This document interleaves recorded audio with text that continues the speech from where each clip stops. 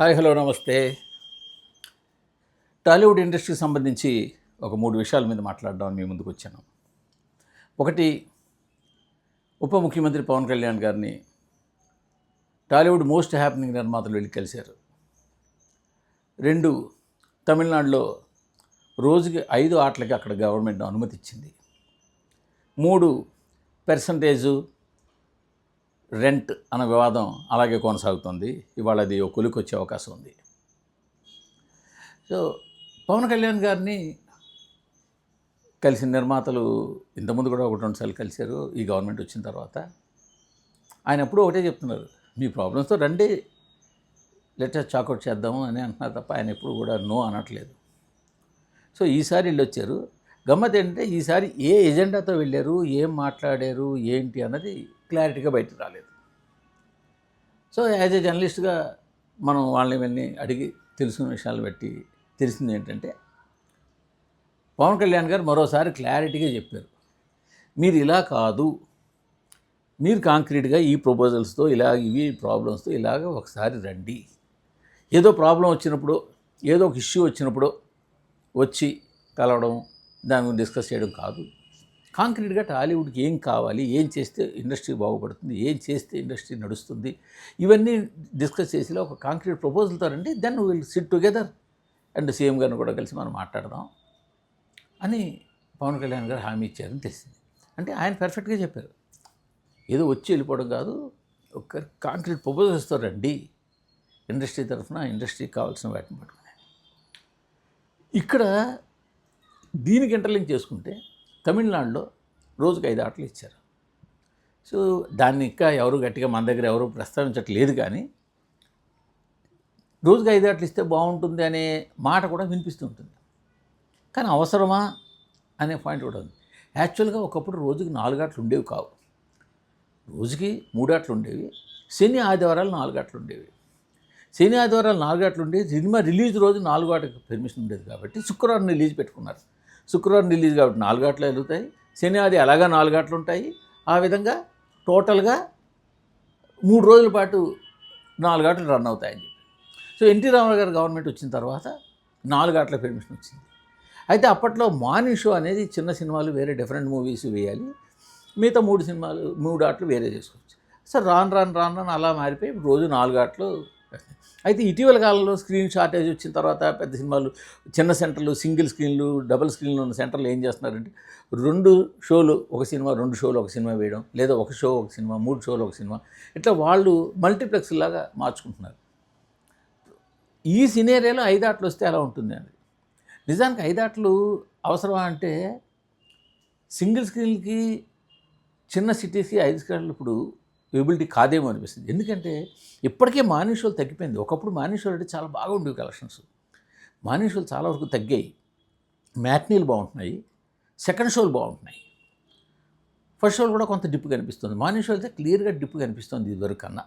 సరే, కొత్త cinema release అయినప్పుడు మొదటి 2-3 రోజులు అది ఎగ్జామ్షన్, దాని పక్కన పెడితే రెగ్యులర్ ప్యాటర్న్లో చూస్తే మార్నింగ్ షోలకి తక్కువే ఉంటుంది.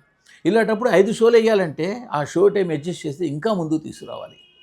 సో ఇంకా ముందుకు తీసుకొస్తే జనాలు వస్తారా రారా, మారుతున్న అలవాట్లు, మారుతున్న జీవన పరిస్థితులు ఇవన్నీ చూసుకుంటే సో ఇవన్నీ జరిగే కాదు. పైగా మల్టీప్లెక్స్లు రకరకాల స్క్రీన్ టైంలతో నడుస్తున్నాయి. ఉదయం 8 గంటలకు మొదలు పెడుతున్నాయి, 8:30, 9 నుంచి అలా కంటిన్యూ కొడుతూనే ఉన్నాయి. సో అందువల్ల ప్రత్యేకంగా ఇప్పుడు మళ్ళీ 5వ షో ఈ సింగిల్ స్క్రీన్కి మల్టీప్లెక్స్ ఇస్తే వీళ్ళకి ఇచ్చినందువల్ల వీళ్ళకి బడ్డెనే తప్ప ఏం సుఖం లేదు. కరెంట్ బిల్లు పెరుగుతుంది, శాలరీస్ పెరుగుతాయి, మ్యాన్ పవర్ అవసరం పడుతుంది, ఇవన్నీ కూడా. సో అందుకని బహుశా నేను కూడా 5వ షో గురించి ఇక్కడ పెద్దగా ఎక్కువ ప్రస్తావన రాకపోవచ్చు. సో 3వ విషయం అయితే పర్సంటేజ్ సిస్టమా లేకపోతే రెంట్ అనేది. దాని మీద చిరంజీవి గారిని వెళ్ళి అందరూ కలిశారు, 2 వైపుల వాళ్ళు కలిశారు, వచ్చారు.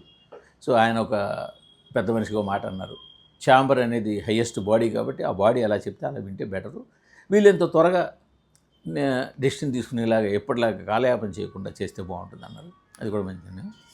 అయితే ఇప్పుడు నైజాంలో నాకు తెలిసిన సమాచారం ప్రకారం కొందరు చిరంజీవి గారు ఇంటికి పిలిచి మరీ అడిగారు కాబట్టి, మాట్లాడారు కాబట్టి ఆయన చెప్పిన మాట విందాం, ఈ ఒకసారికి పట్టు వదులుతాము అని కొందరు.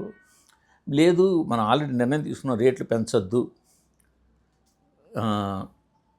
పర్సంటేజ్ అయితేనే ఆడదామని అనుకుంటున్నాం కాబట్టి అలా వెళ్దామని కొందరు అంటున్నారు. ఇవాళ అది సురేష్ బాబు గారి దగ్గర వాళ్ళ సమావేశం ఉంది.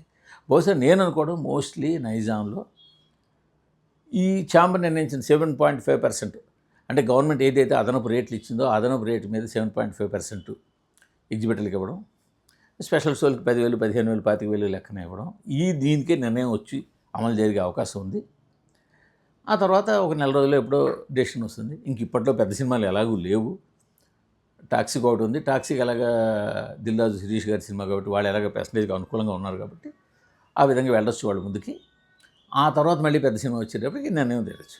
బట్ ఆంధ్రాలో చూసుకుంటే, ఆంధ్రాలో ఈస్ట్ వెస్ట్లో షేర్ గ్యారంటీలు ఎంజీల మీద ఎక్కువ తీసుకుంటూ ఉంటారు కాబట్టి అక్కడ ప్రాబ్లం లేదు. ఉత్తరాంధ్ర కూడా పెద్దగా సమస్య రాదు. కృష్ణా జిల్లా కొంచెం ఈ పర్సంటేజ్ దీని మీద చిన్న పర్సెంటేజ్ సమస్య ఉంది. అక్కడ ఎముగుబుల్ సెటిల్మెంట్ జరిగే అవకాశం ఉంటుంది. సో ఇది మూడో ఇష్యూ. సో ఈ మూడు ఇష్యూలు మళ్ళీ ఇంటర్లింక్గా చూసుకుని మాట్లాడుకుంటే మళ్ళీ పవన్ కళ్యాణ్ గారి దగ్గరికి రావాల్సి ఉంటుంది. ఆయన అడిగింది ఇదే, ఏంటి ప్రాబ్లం అన్నది, అసలు టాలీవుడ్కి ఏం కావాలి, ఎలా చేసుకోవాలి, టికెట్ రేట్లు, పర్మనెంట్ టికెట్ రేట్లు ప్రతిసారి వస్తూ ఉండడం కాకుండా, అలాగే అనుమతులు తీసుకోవడం, షూటింగ్ లొకేషన్స్ అనుమతులు తీసుకోవడం, అదనపు షోలకి, అదనపు రేట్లకి, వీటన్నిటి మీద ఒక కాంక్రీట్ ఒక రిపోర్ట్, ఇప్పుడు ఎలాగా కమిటీ అంటూ ఒకటి వస్తుంది కాబట్టి కాంక్రీట్ రిపోర్ట్ ఆయన దగ్గరికి వెళ్తే ఆయన చెప్పిన మేరకు ఖచ్చితంగా ఆ మేరకు గవర్నమెంట్ ముందుకు వెళ్ళడానికి ఛాన్స్ ఉంటుంది. సో వీటన్నింటికన్నా ముందు జరగాల్సింది ఏంటంటే, ఈరోజు వీలైనంత వరకు అట్లీస్ట్ ప్రతి హీరో, పెద్ద హీరో ఏడాదికి ఒక సినిమా ఖచ్చితంగా చేయాల్సి ఉంటుంది. మిడ్ రేంజ్ హీరోలు ఏడాదికి 2 సినిమాలు, వాళ్ళకి చేయాలని ఉంటుంది. ఇప్పుడు నాని గారికి ఏడాది 2 సినిమాలు చేయాలని ఎప్పటి నుంచో ఉంది. కానీ నేను చేయలేకపోతున్నారు, తీసుకుంటే సబ్జెక్టు రకరకాల కారణాలుగా వాటి డిలే అవ్వడము, దాంతో అది అలా ఏడాదికో సినిమా అయిపోతుంది.